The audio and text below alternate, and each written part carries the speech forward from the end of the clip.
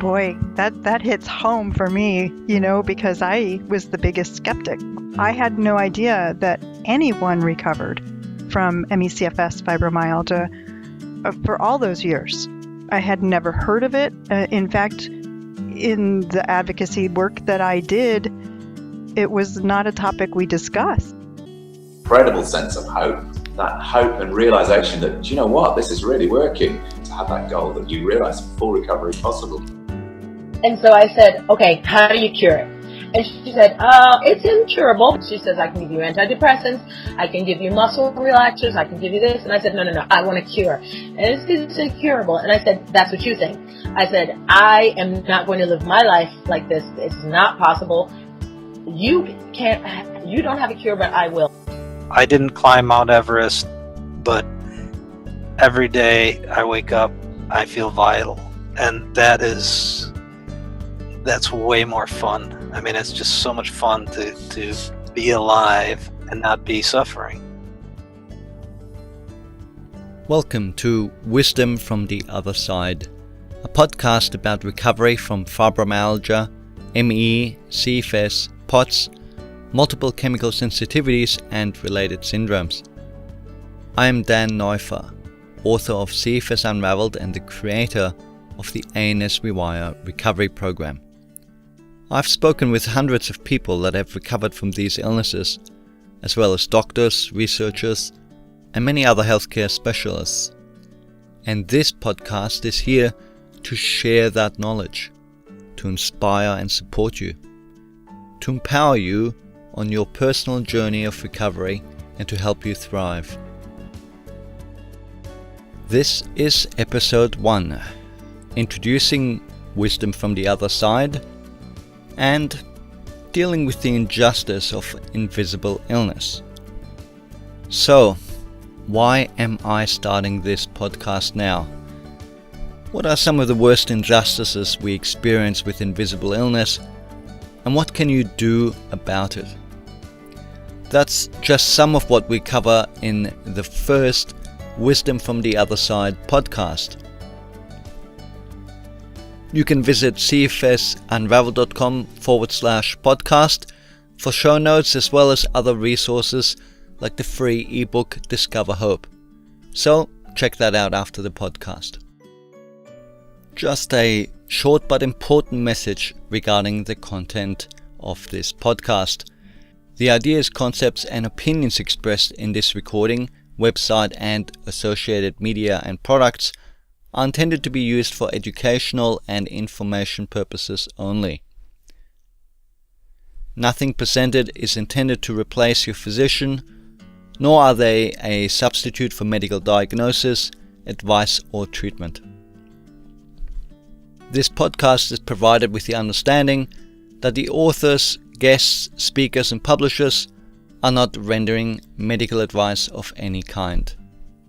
I'm excited to be sharing our first podcast with you, and I would like to introduce you to Claudia, who is joining me on today's episode. Hi, Claudia. Hi, Dan.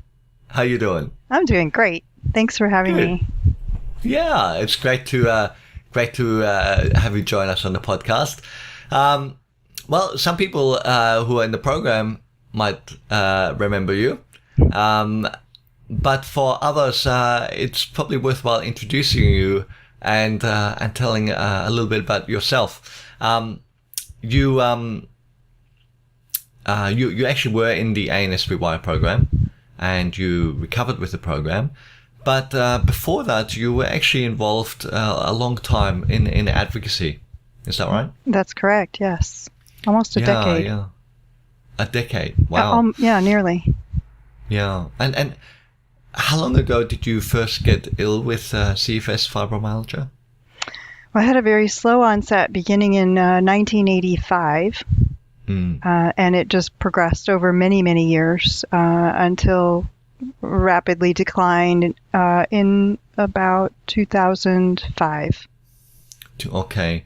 And then you started a very famous Facebook group, and that got quite large. And when did you do that? That was in 2010. 2009.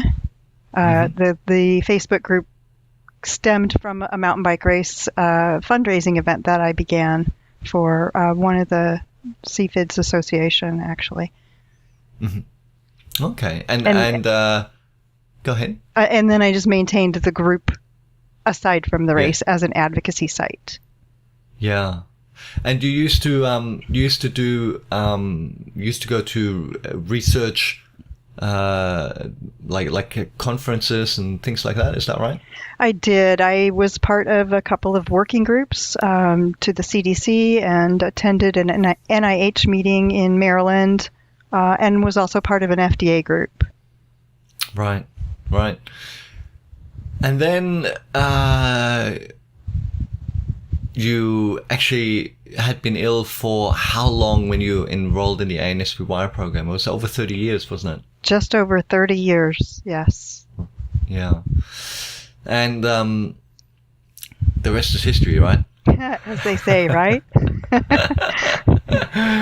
So, for those who haven't seen your interview, you did the ANSPY program and you recovered. And how long have you been recovered now? I have been recovered over 2 years, about almost 2.5 years now. 2.5 years. Mm-hmm. Has it changed since you first recovered? I mean, how does it feel now compared to when you first recovered? I feel as though the recovery continued with momentum for at least the first 2 years. Right. And right now it's hard to judge whether that's continuing or not because the pandemic has slightly changed my lifestyle. So yes. It's a little bit different now, but I feel like it's continued to progress. There's a difference, isn't there, between being symptom-free and no longer ill and having even more vitality. Yeah. And I think many people who recover, that's why they tell me they end up being like 150% recovered. Yeah, I feel like that. So, Claudia, I mean, that's your background with CFS and fibromyalgia. What's your professional background? So my educational background is that I have a bachelor's degree in psychology and a master's degree in communication disorders specializing in audiology. I practiced as an audiologist for about a decade, and then I shifted over to working as a cardiovascular gastrointestinal specialist for a large pharmaceutical company for a while. And that's when I got too sick to work. Right. But during my illness and after my illness, I also continued my own education in areas of spiritual practices like yoga and meditation. And then during the pandemic, I continued my education by going back to school and becoming a certified hypnotherapist, and have been also continuing education in areas of embodiment practices and trauma healing. Interesting. It's very common actually that I find when people recover that they go into something around healing and healing practices. And I always make the joke to people that are saying that if you can't find somebody who's recovered from CFS or fibro, go check out your local therapist, yoga instructor, or Pilates instructor, perhaps a naturopath, and you'll bump into one. Yeah, it's so true. There's this great desire that surfaces to help others, right? Absolutely. Yeah. So look, I'm looking forward to starting the podcast today and sharing some ways our listeners can help themselves and can move forward. I'm excited to start this today as well. And can you tell me a little bit about what led you to starting this podcast? Yeah, look, one of the biggest issues for so many of us with MECFS, fibro, POTS, and sensitivities is this whole use of computers, for one. And a lot of my content has really been on YouTube since day one, and obviously the CFSunraveled.com website. But not everyone likes to read, not everyone likes to look at screens. And I felt that a podcast is just going to be easier for people to access. Another thing is I felt it was a good forum for us deal with some of the topics in a more less formal way, I would say, and really have a conversation about some of the issues like we will today, where we can share our experiences and we can also really sort of explore things with more than just one person talking. Mm-hmm. I'm truly excited about this because I think it offers an expansion of availability to you and to patients who've recovered, like myself, and possibly to experts, to the patient population. I think this is excellent. I'm super excited. Yeah, I'm feeling very excited about it too, and it's kind of been the result of people asking me for it, to be honest. Good. Right. So I've been, for a couple of years, people kept saying, "Are you going to do a podcast? You should do a podcast." And I'm like, I've got so many recovery interviews I haven't published. But I figured we're going to try and keep it short and succinct. I think that's important especially for this population, right? Yeah. So tell me, what types of topics are you going to cover in this podcast? What does the future look like for it? Well, to some extent, I'm hoping to get some questions and feedback. So people are welcome to contact me via the CFS Unraveled website. And if there's a specific topic they'd like covered, I will add that to the list and we'll try and check off as many as we can. It's going to be focused around helping people cope with the illness, and ultimately it's also going to be focused on helping people recover. That's really been the main thrust of CFS Unraveled from day one. As you know, I think it was 4 or 5 years of advocacy work with CFS Unraveled and the YouTube channel before I started the ANS Rewire program. And so it's ultimately always going to be about helping people actually move forward with their recovery. That means that we'll also be sharing recovery interviews. So these are the ones we see on YouTube. You might even catch some here before they come on YouTube. So we might release some early ones here. So for those people on the podcast, they will enjoy those. And we'll probably also have some interviews with some other experts from around the world. Excellent. I think this is very exciting to me, especially because I do receive a lot of questions from the patient community because I've recovered, questions about how to cope with symptoms and just daily stresses with the illness. And, I think having one center place for patients to go to turn to for these answers is a smart way to go. Yeah, look, and the challenging thing is that it's such a difficult illness to live with, right? Yeah. But a lot of the groups that we have, they're not always positive places. So ultimately, we will always talk about moving you forward. We will always talk about recovery, and we will always focus on busting that myth that recovery isn't possible. Boy, that hits home for me, because I was the biggest skeptic. Yes. I had no idea that anyone recovered from MECFS fibromyalgia for all those years. I had never heard of it. In fact, in the advocacy work that I did, it was not a topic we discussed, right? It was always about striving for a medical cure. That was my focus. And so when your book crossed my desk, I thought I was extremely skeptical. It was the first time I'd ever heard the words together.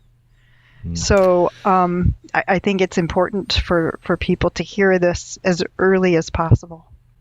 Well, we will probably do a podcast specifically around that topic because, the whole thing we think it's going to be a cure. This is going to fix us, and the illness is more complicated. Once we understand the pathophysiology of how this works, we recognize that it's not going to be about some single magic bullet. And this myth that people don't recover, we've got to bust it open. For me, it was easier to believe that myth because I didn't even know anyone with the illness. I was in a bubble on all my years of illness, right? I never met anyone. Wow. But then when people, one of the strange phenomena I've always found is people who have the illness, they often know lots of people who are ill, but they don't often know any people who have recovered. And often what I hear people is that once they recover, they start to meet other people who've recovered. And I always go, I can't quite get my head around how that's supposed to work. And I said I didn't know of anyone who'd recovered, but I did know of a couple of people who spontaneously recovered without any knowledge as to why. But in that time of my illness, it was thought that perhaps they didn't have MECFS, fibromyalgia, or, it's a cycle that people can go through with the illness naturally. So those were the thoughts I had. I didn't understand what I know now. And this is one of the reasons why I've enjoyed sharing the recovery interviews, because when we actually look at the details of these spontaneous recovery, you actually find that there's nothing spontaneous about it. And I have these conversations every week where somebody tells me how they had spontaneously recovered to, often there's not 100%, so often they'll say, oh, I recovered, I don't really know why, I did some things, and I got to like 80 or 90%, then I got ill again. But once they did the program, they suddenly go, well, it wasn't actually spontaneous after all. Exactly. And they understand the mechanisms that they employed, which they didn't realize at the time. Yeah. But look, let's get into today's topic. And today's topic is talking about the injustices that we experience with this illness. My website and social media, we touch on this sometimes. It's never been the main thrust, because I think we can get stuck in this world where we're just trying to get some justice. We're trying to be understood. We're trying to be validated. And we get so stuck in that we never get to actually do something productive to actually help ourselves move forward. But perhaps that's why this is such an important topic. Because when people read my book, CFS Unraveled, or when they go into the ANS Rewire program, there's often this huge relief that people seem to experience, that it's not just them. Yeah. Can you relate to that? Well, I mean, did you have that experience? Because, I guess you knew a lot of people with the illnesses, but... I knew a lot of people through advocacy, people who I'd never met in person. And we shared this movement about injustice and changing opinions and that sort of thing. And that was my cause. I wore it, like an armor. It was my mission to make sure everybody I met understood, because, you can't enter a conversation with a stranger and tell them you're chronically ill without getting into the conversation, right? So there is always that dance that you do. And I think that just carrying that laundry bag of injustice around made me a tighter person than I was before, if that makes sense. Just armed, right? Ready for someone to say something so that I could correct them. That's what it felt like. It creates a lot of anger, doesn't it? I was angry. I was bitter. Yeah. And that's not who I am. So I didn't like just to express that on the outside. I don't know that anyone saw that. Some people have said some very kind things to me over the years. But they've said to me, wow, Dan, I just find it amazing how you handle it when you get the naysayers or the people who sort of, attack you for just raising the possibility that recovery is possible. Because I'm not saying we have a magic cure or something like this, right? It's obviously a process and it's different for everyone. And we don't have a cure, right? But we have a way to recover. But even just that can cause such anger and offense to people, and they can attack you and they can be quite vicious. People say, oh, wow, you always handle that. And look, it's not like it doesn't upset me. It's not like it doesn't hurt me. But I understand. Like, I was on the other side. Yeah. We've both been through the battle and the beating up and all of that. That's right. In fact, we were talking about how that should be almost the informal name for this podcast is, messages from the other side, but the other side of chronic illness. Yeah. And, but yeah, I get it. Like, because I was really angry, and I think I was not just angry at the injustice, but it was like people coming up with these theories and these supposed cures, and like, it's no point going to another doctor, no point going to another naturopath or some treatment, because every time they tell you something and, you get your hopes up, you try it, and then it doesn't work out, and you just go, well, look, unless I have some concrete, hard proof, written in stone tablets coming from the mountain, it's like, I don't want to know anymore. And that's why I personally had resigned myself to staying ill. Yeah. Because there was obviously no cure, otherwise we'd all know about it, right? Right. So yeah, anger and bitterness, and sadness. A lot these of are sadness. Yeah. Sadness, frustration, so much grief. Grief of all the loss and the injustice, and for sure. Yeah. Well, you would have had your own experiences and your own stories. I mean, are there any particular things that you've heard that you found most painful or upsetting? So many. I the ones that surfaced most for me were just the minimizing of my experience by medical professionals, or just complete disbelief that they even existed, that my experience was not somehow real, categorizing it as strictly depression, when a therapist said, no, you haven't got depression, telling me that I can't possibly be suffering as much as I am. And I think being dismissed from one specialist to another. The original doctor a rheumatologist who diagnosed me with CFS and fibromyalgia, after she said that, I said, well, what do I do now? And she said, well, you're already doing as much as you can. So I said, well, when do I see you again? And she said, there's no reason for you to see me again. There's nothing I can do for you. Those are words no one should ever hear when they go to a doctor because they're truly sick. That's a huge injustice.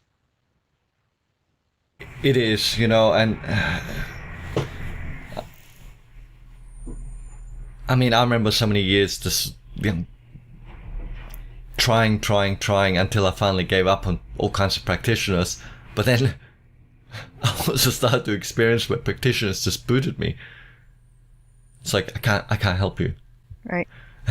And yeah, it really changes the dynamic of it all.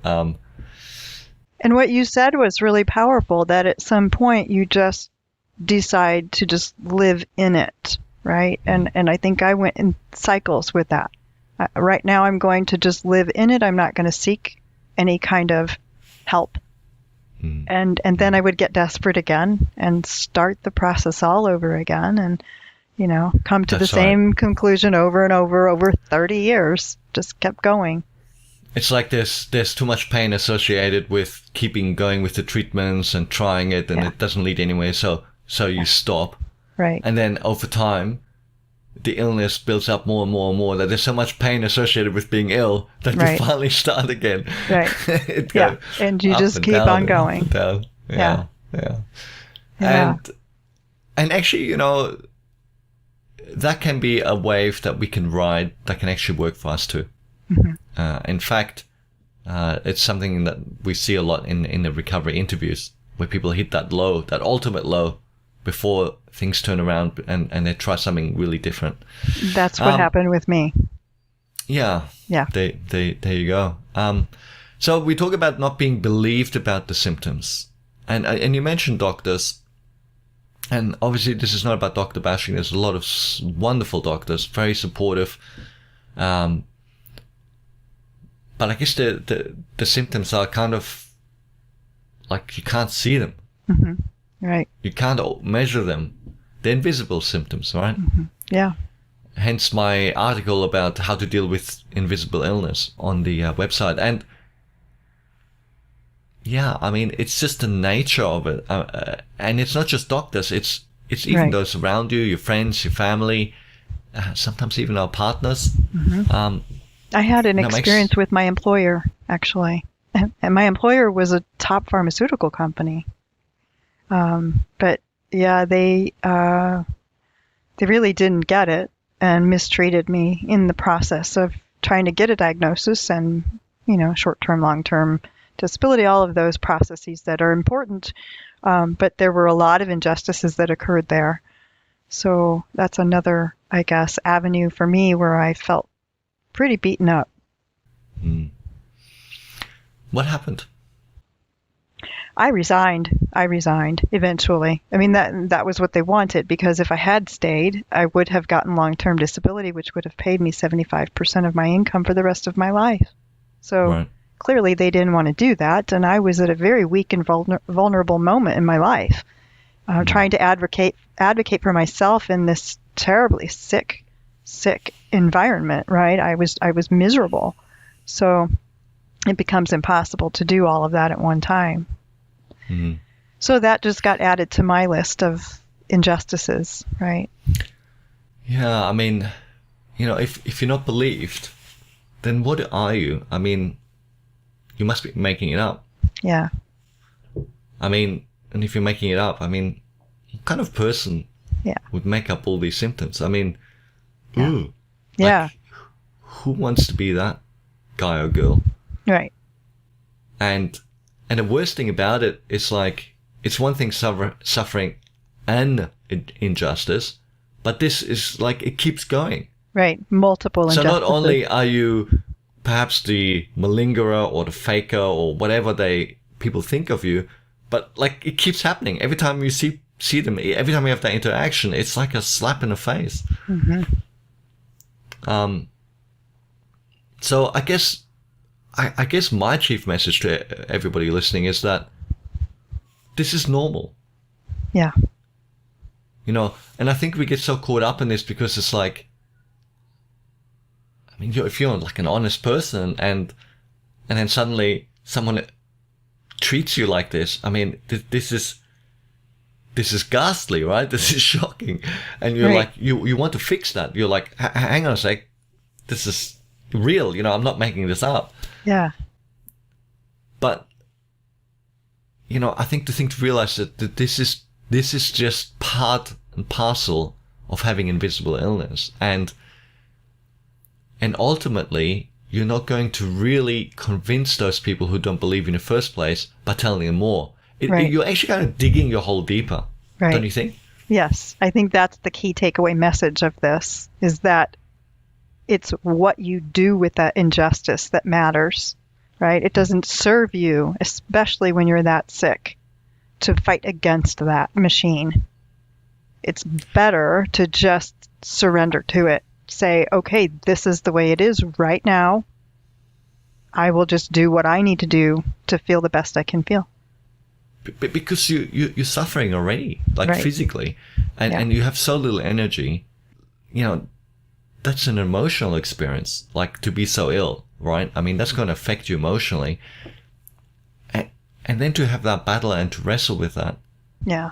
I mean, and you're going to lose. Right.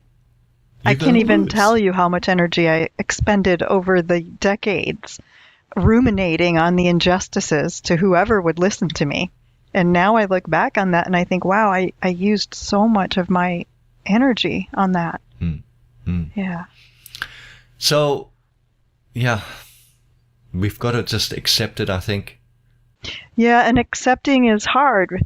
Yeah. Accepting is a hard word for some people because I think some people believe that acceptance means that it's okay, that you're giving it permission to exist. And that's not what I see. I see it as surrendering to it. it exists. This is the way it is. I hate this. It's like you said, it's ghastly. It's unacceptable. But it is.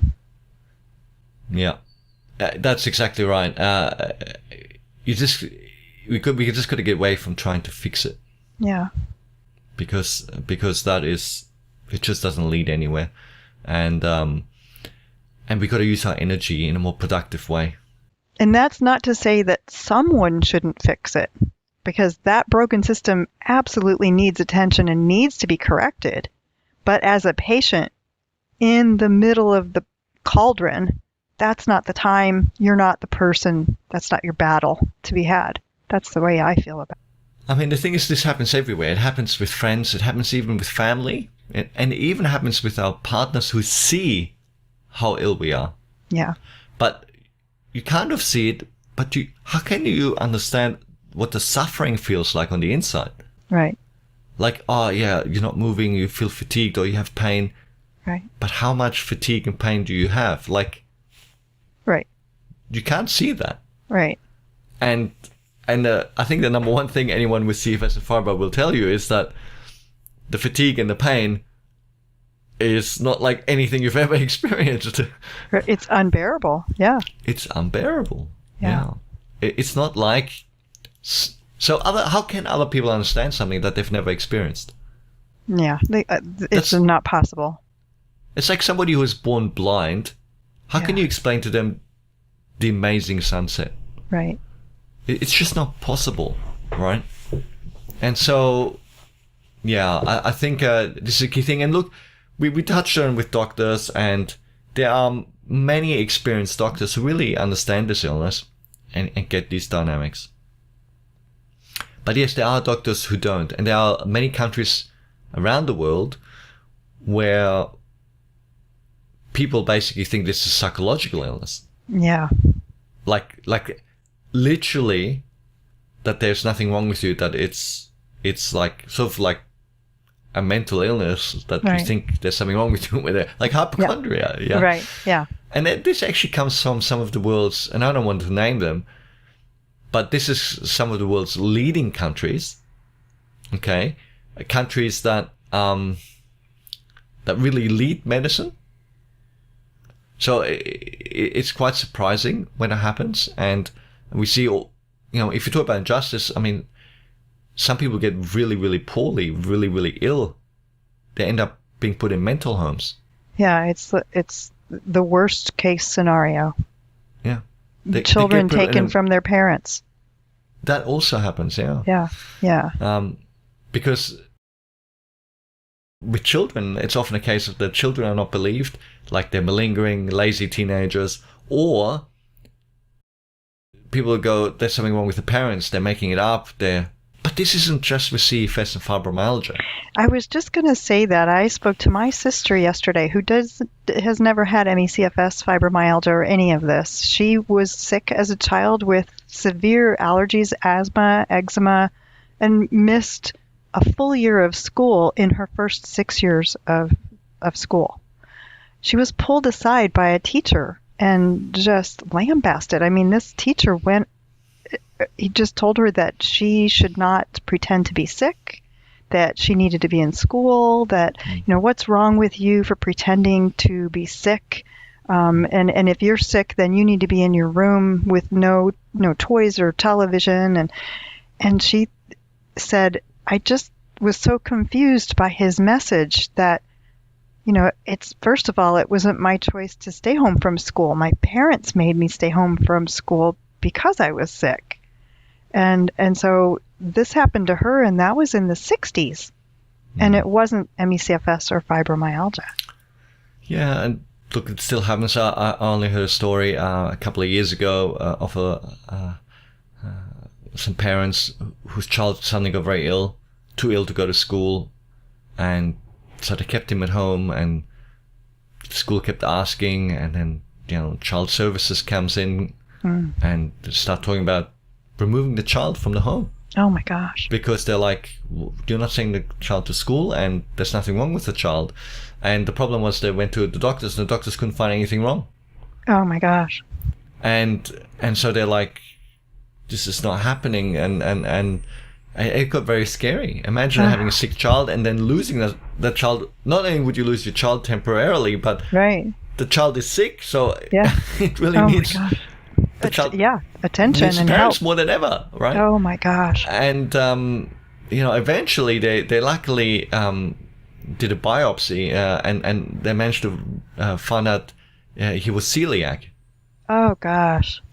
But all the other tests up to that biopsy, they didn't want to do biopsy because there didn't seem to be enough evidence to suggest he was celiac. Oh wow! And the diet hadn't really shown enough, because even if you go on a diet, it doesn't actually give you any results straight away. It takes time. It takes a long time, yeah. And they finally worked out he was celiac, and he changed the diet, and eventually he got well. But oh goodness, it is scary when we don't get belief. So I guess the message is, not only does this just happen to you, but it doesn't only just happen to people with this illness. It happens with lots of illnesses, and we've got to get comfortable. The world's just not a perfect place. Right. And, I think we've all become so comfortable because for the last 60, 70 years, up to this pandemic, really, we've been living in a penthouse of the world. Yeah. And if you look at past generations, our grandparents, great-grandparents, I always tell the story that, by the time my grandfather was my age, he'd gone through World War One, a real nasty pandemic, where lots of young people were dying, the Great Depression, and World War Two. Yeah. And that was only by the age of 40, right? Oh my gosh, a lot of trauma. So that was normal. Yeah. It wasn't any different for his grandfather, or there was always something going on. Right. But we've come to expect that when we're sick and we go to seek out help, that it will come. And when that doesn't happen, it's a huge frustration and disappointment. It kind of rocks your world. I mean, I had worked in the medical community. I was a clinical healthcare worker. And so I thought the way the system worked was that people got help.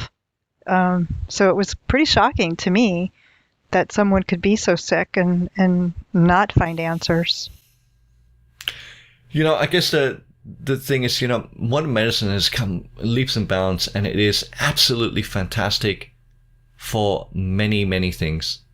And one of the best things is acute trauma, car accidents, severed limbs, surgery, many, many, many things. But chronic illness is very complicated, no matter what the chronic illness is, and so there's a variety of treatments. And I think the thing to remember is that most people do their best. Most doctors and practitioners try to do their best. We just don't always have all the right answers. It's just that's the bottom line. Yeah. So you spent so many years advocating for other people, seeing other people suffer these injustices, feeling bitter, trying to advocate for yourself. I mean, what would you say now? What is your advice on how to deal with other people who just don't believe you? Well, I think that my attachment to what other people thought of me was part of my problem to begin with. I have learned in my recovery process and since recovery that none of that matters. It's not worth my focus. I am who I am, and that's it, right? So it's not worth my energy to be concerned with what other people think. That's not my mission any longer. I love how you changed it from the external game of how do I deal with other people to the internal game. Yeah. Because we can't control what happens with other people, but we can control how we think about it. Yeah, I mean, that's been my biggest learning point, I think, through this whole experience. It's always what's important is what I do with it. And look, I think when we have family and we have or close friends, I think the key is to explain once what you're going through, and then you have to be somewhat assertive with it all. You can't engage or have a wrestle or deal with the frustration of people forgetting that you're chronically ill. I don't know how anyone can forget this, but I think the human brain is just not conditioned to deal with chronic illness. No, it's not. I see this with friends. They'd be like, "Oh, that's really bad. Oh, I'm really sorry." And next time they see you, they're like, "Oh, you want to go water skiing?" It's like, "Oh, but you look well." I thought you're better now. Yeah, chronic illness amnesia. Yeah, it is. That's right. So I think you just have to be assertive. And if some people really don't believe you or try and put the negatives on you, like you're malingering or making it up or just depressed or something like this, I think you just got to distance yourself. Even if it's family, you've got to look at keeping your interactions shorter, focus on positive topics. And if they start going in that direction, cut it short, stop it. Yeah, I agree. And people soon get the message that doesn't work if they want to be around you. And you might say, "Oh, but I want to be with them," and all of this. You got to look after yourself. Right. The most important thing is you got to look after yourself, and you've got to look after your morale, your mental well-being, and move forward. And because, people get, one of the things that often happens when people go to the doctors, they get labeled as there's nothing wrong with them. They're just depressed. And I say just in inverted commas because obviously depression is very serious. Right. A serious illness. And the thing about depression is it can actually present in physical symptoms. Right. That can be some of them quite similar to chronic fatigue syndrome. Primarily the fatigue. Right. Not the other symptoms, I would say, but the fatigue. The fatigue for sure, yeah. But it's very different, obviously, because the difference is if I take a depressed person and we take him to a party and, shake him up and make them play football or something, then chances are afterwards and the next day they're going to feel a bit better. Right. Whereas the person with CFS will probably feel worse. Yeah. And so while some of the same mechanisms are involved, it's a completely different illness. And I think there's another difference too, in that a person with depression typically really loses interest in the things that once pleased them, whereas a person with MECFS really, really desperately wants to get back to doing all of the things that they truly loved. They just are not physically able to. Exactly right.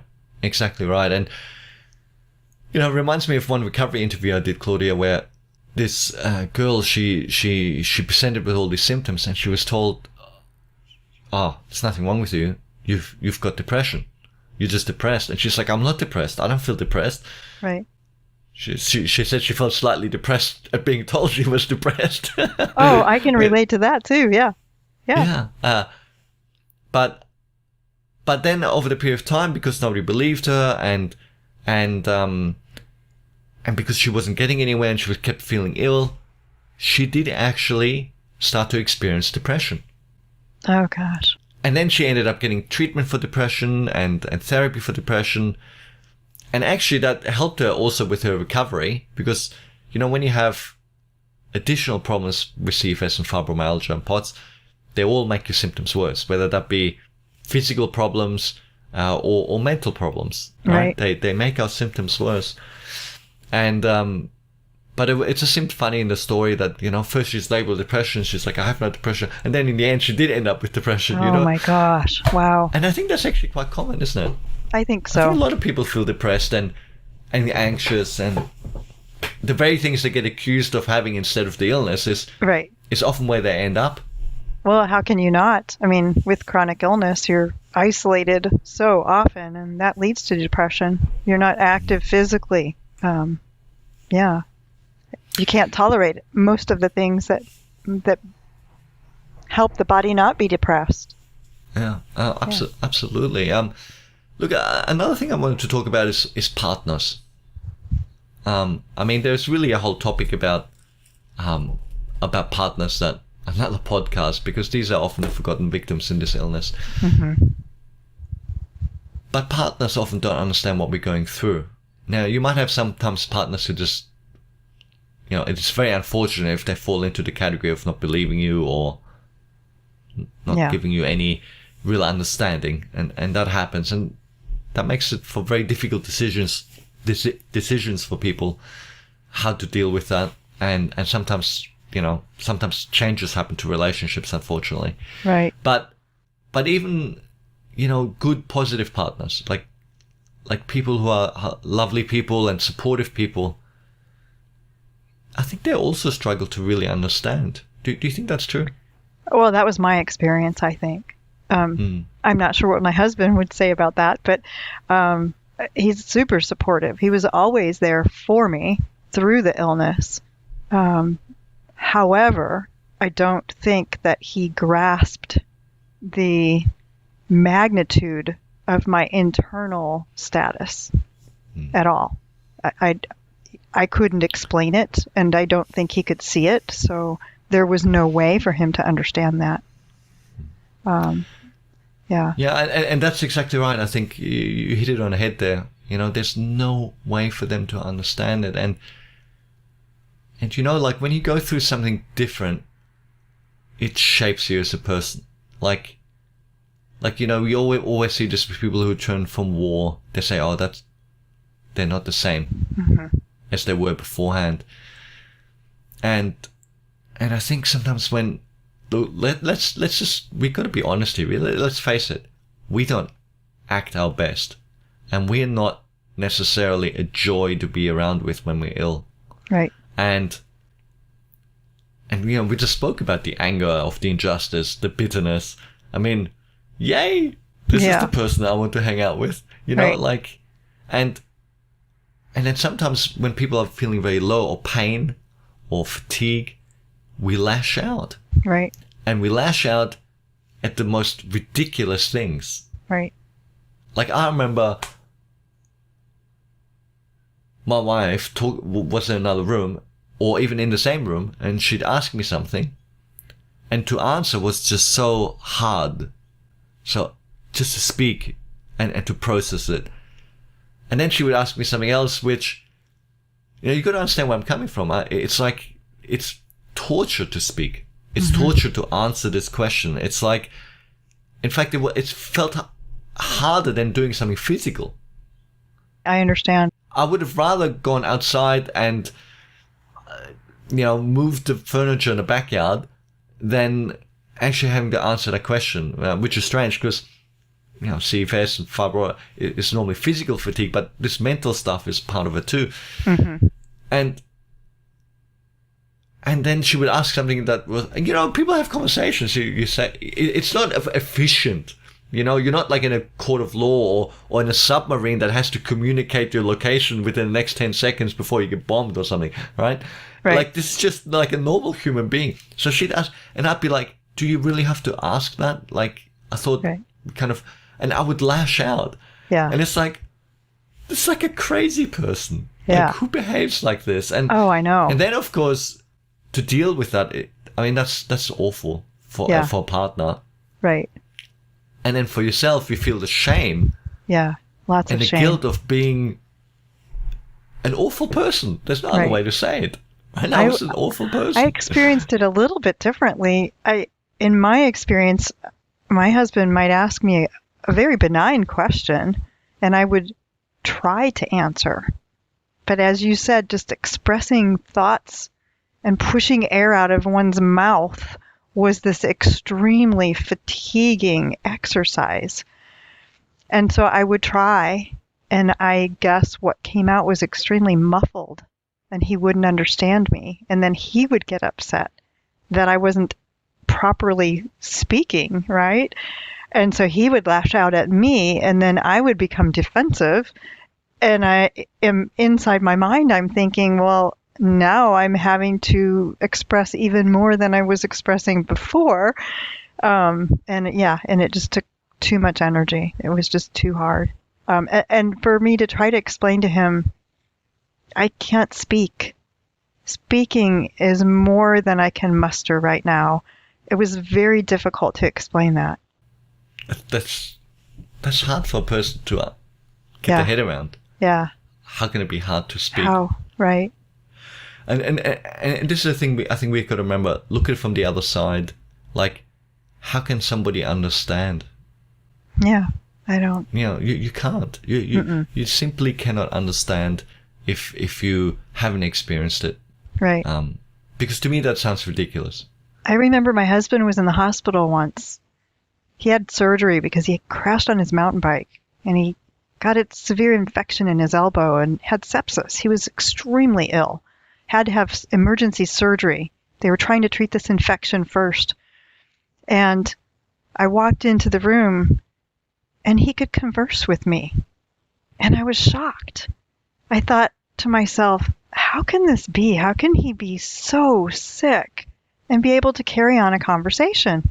I couldn't understand it. And that's when it dawned on me, our experiences were still so different. And that was the moment when I realized he doesn't understand my experience. How could he? Well, and I think that should really highlight, the obvious fact, that this is a neurological disease. Mm-hmm. Yeah. And because we have so many physical symptoms, people think it's all these different things, even though these days I suppose it's getting more and more recognized that these are neurological right. Illnesses. But yeah, it's difficult. So what do we do? What do we do with all this? There's also the whole stigma, just talking about the illness and the way it's viewed. I know so many people live a secret life too. Yeah, when you said stigma, it made me realize that my practice going to physicians was to not disclose that I had MECFS fibromyalgia for a little while, if I was going for an unrelated reason.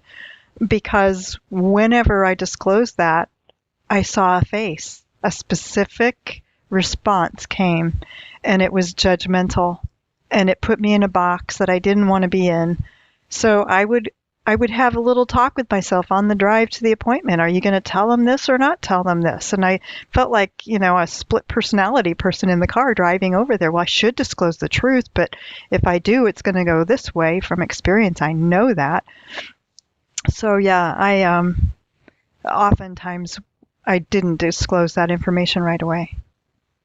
Yeah, look, I always was caught between asking a doctor and seeing if they can help me with all these symptoms, but often they would just say nothing. Mm-hmm. They would just not respond. Mm-hmm. And sometimes I could have sworn I saw an internal rolling of the eyes. Yeah, right? Yeah. But, I came across other doctors who were really interested and they really wanted to help. And I remember one doctor, he did all these tests and he really, and I was just excited to have someone in my corner and he was such a lovely man. And then he did a blood test and he found I had a candida infection. Mm-hmm. And he said this was like off the scale. Like if it's, you shouldn't find it in the blood. You know what I mean? Right. Like if a normal doctor, not a natural or alternative or integrative or functional medicine doctor, if a normal doctor does a blood test and says it's rampant in your bloodstream, then the candida is pretty bad, right? Yeah.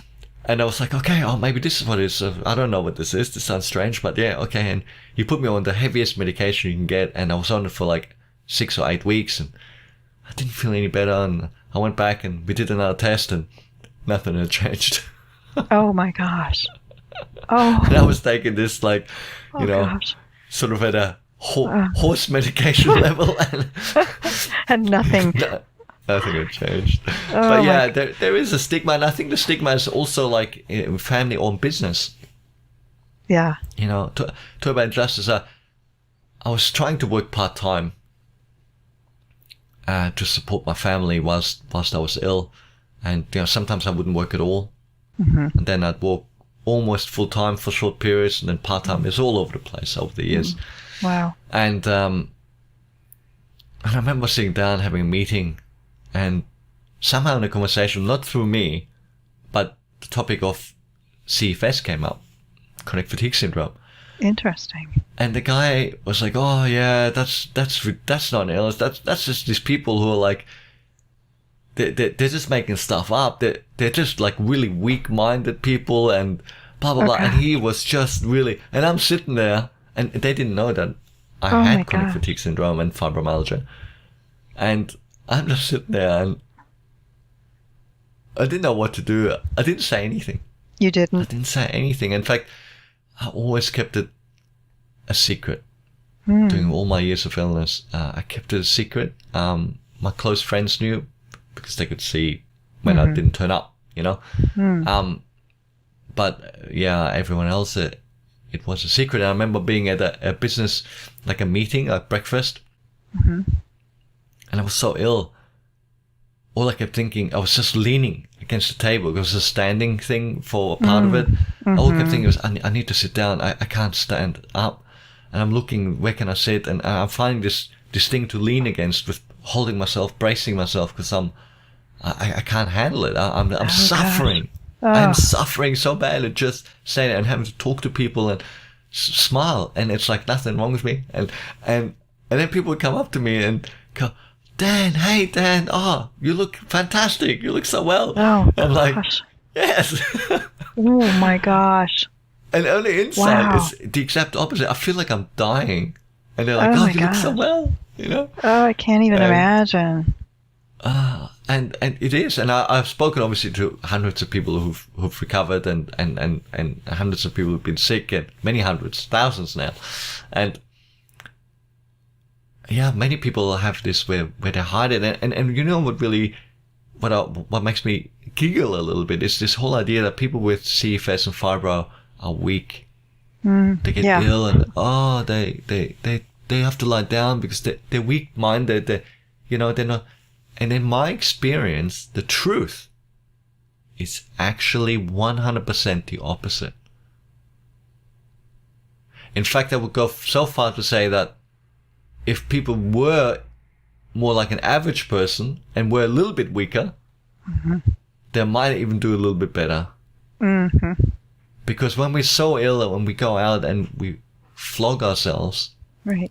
I mean, everybody knows with this illness, when you do too much, you get worse. Right. And because people with this illness tend to be really tough nuts, they tend to always do too much and make themselves worse. Yeah. So push, crash, right? Yeah, that was me. Yeah. So look, as we finish up with our podcast today, I wonder if we can just summarize some of the action steps and think about some of the action steps that people can take. And what do you think would be like the top 3 things that people should do in terms of injustice? Help themselves, to deal with the injustice, to deal with the stigma and all of this? I think first and foremost, acknowledging that it is real out loud.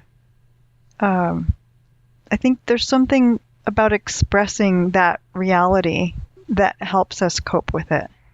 So just being able to say, yes, there is great injustice in my experience.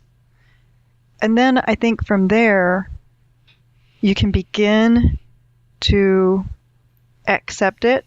Is that word again? I would say surrender to it. Surrender to that injustice. It's real. It's there, but it's my response to that injustice that is important. Absolutely. Those would be the top 2 things, I think, for myself. Yeah, I think we've got to get away from ruminating about it, don't we? Yeah. We can't let this take over our lives. Right. And whilst it's not acceptable, we've got to practice a level of acceptance that this is how it is. And we've got to kind of surrender to that experience. And I always say to people, don't have that fight. Right. Because I just don't think you can win. No. Right? It's not the time or place. You can't teach a fish to fly. Right. Don't try. Except for flying fish, but they're pretty rare. You would know. And I think it's not a fight to have. And I think one of the other things that I remember you mentioning to me before is it's really important that you actually build yourself a support system. Oh, yeah. You have to have allies. I think those go-to people are key in keeping you in balance. Because when you start falling into the injustice conversations in your head, you have to acknowledge that, become aware of that, and then turn to the allies in your life. Mm-hmm. Just lean on them. And I think when we're talking about support, people that support you, I think you want to, I like the word balance that you used in what you just described, because we don't want people who just feel pity for you. Right. We don't want people who are always just seeking to, oh, that's so bad. Because I'm sure you've come across this, and those people mean well, but you might be having a day where you kind of feel half reasonable. And then you go in and they're like, oh, how are you going? And you know, they're giving you this pity, and we don't want pity all the time. We just want some understanding, don't we? Right. Yeah, just understand me. Because it can almost drag you down to have that sort of a response. Yeah. Right. So you want people, I think, that go, okay, I get it, and I can hear you and can help you get it off your chest, but keep you balanced and focused to deal with it in a constructive way to move you forward. Exactly. And if you don't have someone like that in your life, you can instruct people to become that. And you can do it just the way you described it just now. This is what I need. Exactly. It's okay to express your needs, right? So this is what I need from you. I need you to be my balance. You see me tipping this way, tip me back up. Exactly. Because, you know, nobody's given an instruction manual, right, on how to be the perfect support person. So exactly. Tell them what you need. Tell them how, you know, how they can support you when you're up and when you're down, what you think is most helpful for you. And the other thing is, reach out. If you feel lonely or you don't feel you have people around you to do this, reach out. You know, reach out to professionals. We might not always have the financial resources. Reach out to community groups. Reach out to free helplines. Yeah. Right. I know that on my lowest moment, I actually reached out to Lifeline. Wow. And it was during my recovery. It was I've told this story before, but it was when I went to a yoga class for old age people. Oh gosh, yeah, I did that. Everyone was like 40 to 50 years older than me. One person was actually in a wheelchair. Yeah. And 3 minutes into the class, I realized I couldn't keep up. And I'd been telling myself, I'm recovering, I've worked out the illness, I'm recovering. And then I'm like, I can't move up my arms. My whole world came crashing down. How disappointing. Yeah. And I remember calling Lifeline because I was home alone. Yeah. My wife was at work, and maybe that was a good thing that she wasn't there to see that. Yeah, you know? maybe. So there are ways to reach out, you know, and I think you've got to have a plan. Oh, definitely. Yeah. Yeah, because it's so easy to fall in. Yes. Yeah. Okay, on that note, I look forward to our next podcast, and thank you for joining us today, Claudia. Thanks, Dan. Thanks for tuning into this episode of the podcast. We hope you felt supported by it. If you have any questions, feel free to reach out to us via cfsunravel.com, and make sure that you subscribe to the podcast on iTunes or wherever you listen to it. And you can leave a comment and a 4 or 5 star review if you feel so inclined. If you want to make sure you get your free copy of Discover Hope and get notified about all new recovery resources and interviews, including recovery interviews, subscribe to us via the website. Check out some of our other podcasts. I hope you'll join us again soon.